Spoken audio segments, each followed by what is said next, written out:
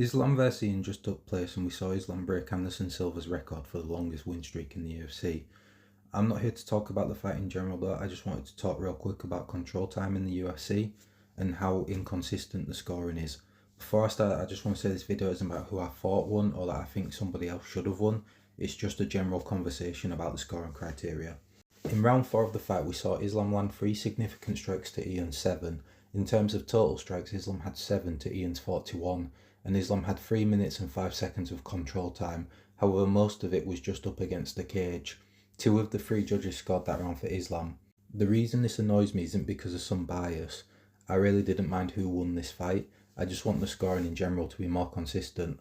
Not long ago, we saw Jailton Almeida lose round 3 to Volkov, in which he landed 5 significant strikes to Volkov's 7.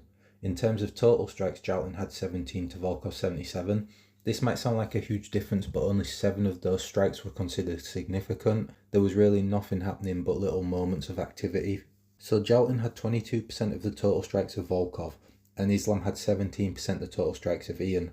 But overall, Jailton had a way more successful round. He had more control time, he spent the majority of it in top position, he had half guard, and at one moment he had the back. He even postured up to land. How does he lose this round while Islam wins a round with just cage control?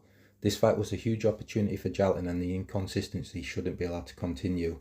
Another fight I'd like to look at is Ketlen Vieira. Ketlen Vieira lost a round to Yana Santos in which she had 4 minutes and 14 seconds of control time. She took the back, she was searching for the rear naked choke. With 30 seconds left, Yana was able to spin out and get on top and land 7 significant strikes. This won her the round and therefore the fight.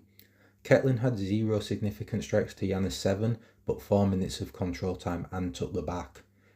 Islam took Ian's back in round 5, had 0 significant strikes to Ian's 7 significant strikes, a minute less control time than Ketlen with 3 minutes and 12 seconds, and all 3 judges unanimously scored this round for Islam.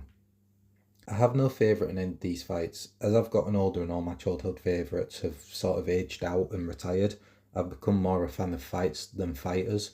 So I'm not doing this video to say Ian won or that I wanted him to win or I think he should have won. To be honest, of the 2 I prefer Islam. I just want to know what the difference is in why these judges are scoring certain rounds certain ways. Per the scoring criteria, damage is the number 1 score, which is fair, and means Volkov did win round 3, Yana did win round 3, but also means Ian Garry 100% won round 4. In terms of round 5, I think a few significant strikes scoring over having your back taken and spending the round surviving would be ridiculous. No fighter ever wants an opponent on their back, and it normally results in them spending the rest of the round just avoiding the rear naked choke attempt. But the issue with the scoring criteria is it doesn't make this clear enough. Judges can score this round based on damage.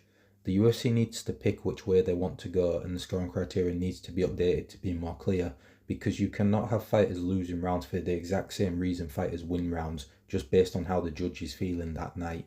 Another issue could be judges could be scared of backlash.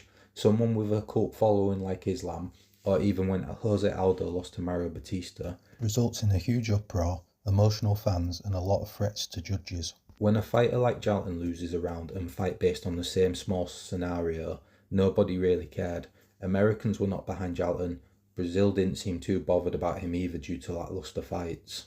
But at the end of the day, a fighter shouldn't lose a round, and a week later on a different event, see another fighter win that round based on the same scenario.